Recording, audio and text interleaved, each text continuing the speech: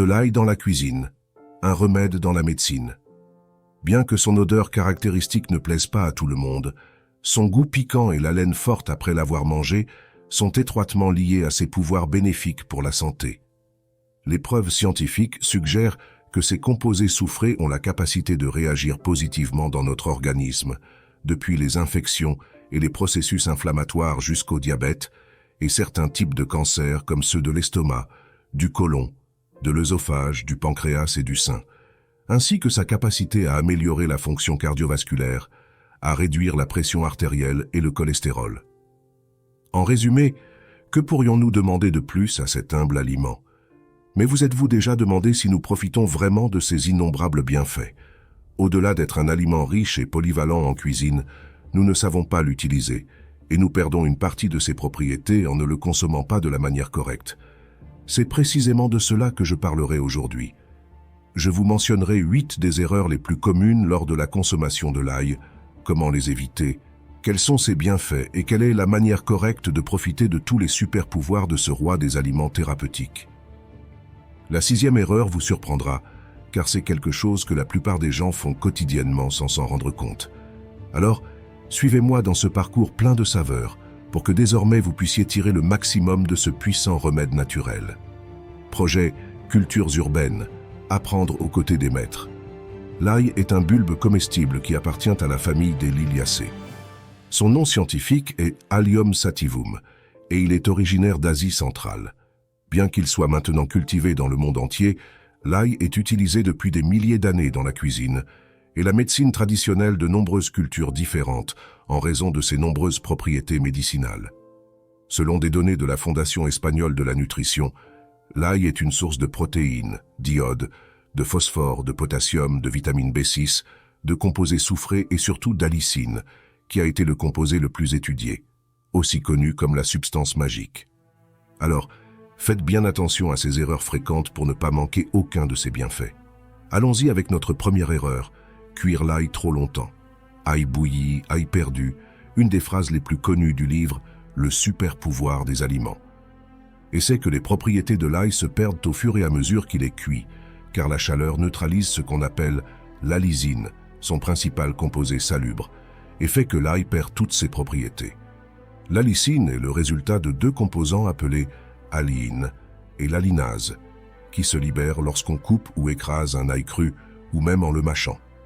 La grande majorité des études et des recherches sur le pouvoir médicinal de l'ail coïncident sur le fait que précisément l'allicine est son composé actif par excellence, et c'est à elle que sont dus les bénéfices santé les plus pertinents. Cependant, cet effet disparaît lorsque nous ajoutons l'ail dans la casserole ou dans la poêle, il est donc préférable de le consommer cru. En cas de cuisson de l'ail, évitez de le soumettre à des températures supérieures à 60 degrés car l'allicine est sensible à la chaleur. Par conséquent, il est préférable que vous l'ajoutiez à vos recettes une fois que la cuisson est terminée. Allons avec la 2e erreur, le manger entier. Si vous souhaitez consommer de l'ail pour profiter de ses bienfaits, il serait préférable de l'écraser ou de le couper en lamelles pour libérer ses nutriments. En particulier l'ail cru, car il contient beaucoup d'allicine, un composé soufré instable responsable de sa saveur, de son odeur et de ses effets bénéfiques. Mais cette substance n'est présente que brièvement dans l'ail frais après l'avoir coupé ou écrasé, au contact de l'oxygène, ce qui pourrait également aider à améliorer le système immunitaire et ainsi protéger contre des maladies comme les cardiopathies et le cancer. C'est aussi un auxiliaire pour combattre la grippe et le rhume commun. C'est ce que recommandent Healthline et la Cleveland Clinic. L'ail cru peut avoir un goût très fort et piquant. Pendant la cuisson, il change de pH, devient de texture plus douce et plus subtile, mais perd plusieurs de ses composés salubres. Et bien que son odeur ou son goût ne soit pas si agréable au goût, ce que vous devez bien comprendre, c'est que vous ne devez jamais le consommer entier, car cela ne servirait à rien, et au contraire, vous passeriez juste un mauvais moment en essayant de l'avaler. 3e erreur, acheter de l'ail déjà pelé. Bien que l'ail sous forme de flocons, poudre ou pâte puisse être plus pratique, il est toujours recommandé de consommer de l'ail frais pour profiter pleinement de la saveur et obtenir le maximum de bénéfices nutritionnels, car en achetant de l'ail déjà pelé, il a une concentration moindre d'allicine par rapport à l'ail frais. En plus d'être manipulé, et en étant stocké plus longtemps, il peut augmenter le risque de contamination par des bactéries et des champignons. Même avec la meilleure hygiène possible, il peut être exposé à une contamination s'il n'est pas stocké correctement. De plus, les gousses d'ail pelées ont tendance à perdre leur fraîcheur et leur saveur plus rapidement que les ails entiers, résultant en une texture plus faible, affectant non seulement leur saveur mais aussi leurs propriétés médicinales. Plus l'ail est frais, plus il a une concentration élevée en nutriments et en composés actifs. Nous nous approchons de notre 6e erreur. Ainsi, vous savez, celle-ci vous surprendra. 4e erreur, ne pas laver l'ail avant de l'utiliser. L'ail, comme tout autre aliment, peut avoir des résidus de terre, de pesticides ou de produits chimiques à sa surface, ce qui peut générer une contamination dans la cuisine et sur les ustensiles que nous utilisons. De même, sur les mains et sur d'autres aliments, augmentant le risque de contamination croisée et de maladies transmises par les aliments. Il est également possible qu'il y ait des résidus de pesticides, surtout s'il n'est pas biologique, ce qui peut causer des problèmes de santé à long terme, tels que des troubles hormonaux et un risque accru de certains types de cancers. Par conséquent, il est recommandé de laver l'ail avec de l'eau courante, car cela aide à éliminer ces contaminants pour garantir qu'il soit sûr pour sa consommation. 5e erreur, stockage inapproprié. Savoir comment stocker correctement l'ail est essentiel pour conserver ces précieux bulbes frais le plus longtemps possible. Depuis Directo al Paladar, il souligne que la meilleure façon de conserver l'ail est à température ambiante, de le conserver dans un endroit frais et sombre, loin de l'exposition à la chaleur et à la lumière solaire. De même, la ventilation est cruciale pour maintenir l'ail en bon état, car la moisissure et les bactéries peuvent se développer si l'ail est stocké dans des endroits humides ou mal ventilés. Bien que la moisissure grise sur l'ail ne cause généralement pas de maladies graves directement, elle peut entraîner des infections alimentaires si l'ail contaminé est consommé, ce qui peut devenir un milieu propice à des problèmes de santé. De plus, les composés bénéfiques de l'allicine peuvent être rapidement perdus s'ils sont stockés dans des environnements totalement scellés. Il convient de noter que les têtes d'ail ont besoin de respirer. Il est donc recommandé de les conserver dans un garde-manger frais, sec et sans lumière. De même, ils doivent rester éloignés d'autres aliments pour qu'ils se conservent plus longtemps. Bien que cela puisse sembler évident, vous ne devez jamais les laisser dans le réfrigérateur, car l'humidité et le froid les feront germer. Comme information importante, saviez-vous qu'une tête d'ail bien conservée peut durer plus de 8 semaines? Cependant, une fois ouverte, vous pourrez la conserver entre 7 et 10 jours. Intéressant, n'est-ce pas? Bien qu'ils aient une durée de vie bien conservée, à mesure qu'ils vieillissent, ils perdent de l'eau et leur potentiel aromatique se réduit, devenant en même temps plus fort et moins subtil. Maintenant, allons avec notre 6e erreur attendue, celle que nous ignorons souvent sans nous en rendre compte, ne pas le laisser reposer avant de l'utiliser. Qu'en pensez-vous? Il existe une astuce simple et efficace pour conserver les bienfaits que procure l'ail, et elle consiste simplement à être patient. Oui, je sais que cela coûte à beaucoup d'entre nous, et c'est que, comme nous l'avons mentionné précédemment, l'allicine est son composé actif par excellence, qui se forme de manière plus efficace lorsque l'ail est coupé et laissé reposer pendant un certain temps, car pendant ces processus, les composants soufrés à l'intérieur de la cellule sont libérés, activés, augmentant leur concentration et renforçant leurs bienfaits. Selon une étude publiée dans la revue Food Chemistry en 2012, cette période génère une grande quantité d'allicine, augmentant son efficacité, et elle ne se perd pas toute lorsqu'elle est exposée à la chaleur. Laisser reposer l'ail après l'avoir coupé ou écrasé permet de produire de l'allicine en quantités optimales, ce qui maximise ses bienfaits pour la santé, comme la capacité antioxydante, antimicrobienne et l'absorption des nutriments. La preuve scientifique soutient la pratique de permettre à l'ail de reposer pour obtenir les bénéfices maximaux de ses composés bioactifs. Ainsi, lorsque vous coupez l'ail, vous devriez le laisser reposer au moins 10 minutes avant de l'ajouter à la cuisson. Même si vous allez le consommer cru, vous devriez le faire pour que les composants entrent en contact. Une autre façon de bénéficier est d'augmenter la quantité d'ail que vous utiliserez dans la préparation, car il est devenu un ingrédient assez courant et populaire dans les recettes de cuisine pour son excellent goût et sa bonne odeur. 7e erreur, ignorer son interaction avec les médicaments. L'ail est connu pour ses multiples bienfaits pour la santé, mais il peut également interagir avec certains médicaments.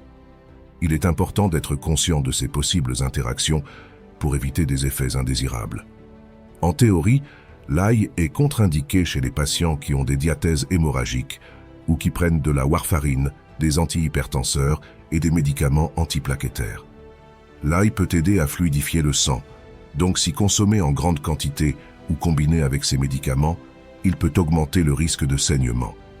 Dans des cas plus graves, cela peut provoquer des hémorragies internes qui sont dangereuses, nécessitant une attention médicale immédiate. Un autre facteur important est l'interaction avec les médicaments pour la tension artérielle, puisque ce bulbe aide à diminuer la tension. Donc si vous prenez déjà des médicaments pour la tension artérielle, il est important que vous vérifiez que cette combinaison ne vous la baisse pas trop, provoquant des symptômes tels que des vertiges et une faiblesse. L'ail peut interagir avec des médicaments qui diminuent les niveaux de sucre dans le sang, causant une possible hypoglycémie. Réduire le sucre dans le sang, ce qui pourrait potentier cet effet, et mener à des niveaux de sucre dans le sang trop bas. Il est donc recommandable de consulter un professionnel de la santé avant de l'inclure dans votre régime alimentaire, surtout si vous prenez des médicaments. 8e erreur, ne pas choisir le meilleur ail. Plus l'ail est frais, plus il a une concentration élevée en nutriments et en composés actifs. Au moment de l'achat, choisissez des bulbes dodus avec une peau serrée qui ne semble pas très sèche, moisie ou effilochée.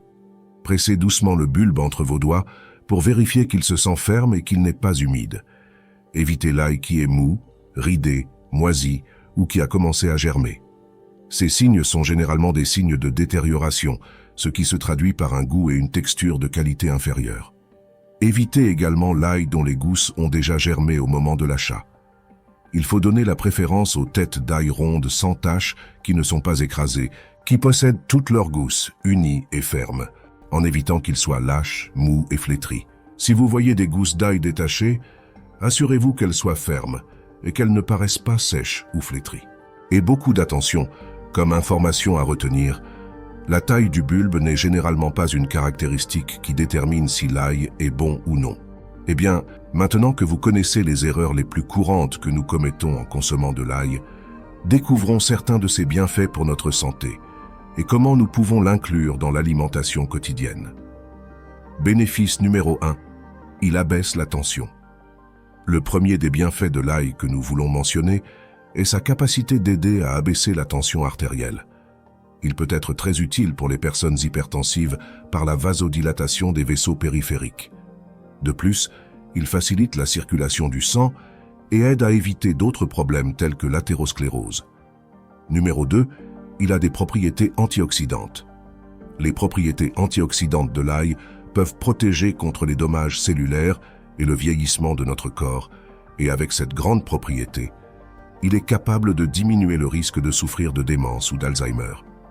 Il existe une grande quantité de recettes dans lesquelles on peut consommer de l'ail, tant cru que cuit, ainsi que des extraits comme la pâte d'ail concentrée qui maintient certains de ses contenus essentiels pour que vous profitiez de toutes les propriétés que cet humble aliment nous offre. Bénéfice numéro 3. Il aide avec la prévention de certains types de cancers. L'Institut national du cancer a souligné les données de 7 études qui ont démontré que plus la consommation d'ail cru et cuit est élevée, plus le risque de cancer de l'estomac et colorectal est faible. Vous pouvez répandre de petits morceaux d'ail frais sur des salades, des pâtes, des soupes et des crèmes, ou si vous préférez, couper des tranches fines d'ail et les laisser infuser dans l'huile d'olive pour ensuite l'étaler sur du pain. C'est l'une des manières pratiques et bénéfiques de les utiliser. Numéro 4. Antibiotiques naturels. L'un des bienfaits de l'ail les plus importants est celui-ci. La lysine trouvée dans l'ail tue certains virus, ainsi que des champignons et des parasites, ce qui s'avère très efficace dans la lutte contre les micro-organismes qui sont parfois immunisés contre les médicaments. L'ail combat également les parasites comme la solitaire, en créant un environnement hostile pour leur développement dans l'organisme. Il aide également le système immunitaire en étant anti-allergique et anti-inflammatoire. Numéro 5, il attaque la grippe. Un autre des bienfaits de l'ail qui vaut la peine d'être souligné, et sûrement vous ne le saviez pas, l'ail augmente les sécrétions bronchiques, ce qui met en avant ses propriétés expectorantes et désinfectantes. Il est utilisé dans les traitements contre les rhumes, la grippe, la bronchite ou la pharyngite.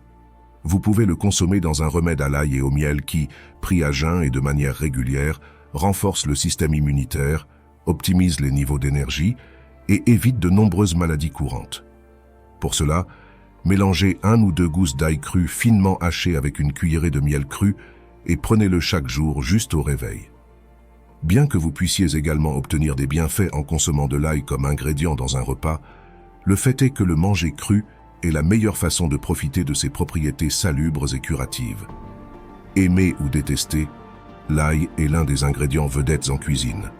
Pour certains, trop puissant, pour d'autres, irremplaçable, mais en tout cas, il est incapable de ne pas susciter différentes opinions et pensées à son sujet. En résumé, l'ail est un super aliment avec une multitude de bienfaits pour la santé et est un excellent ajout à tout régime alimentaire sain. Si nous savons l'utiliser de la bonne manière, nous profiterons de tout son potentiel.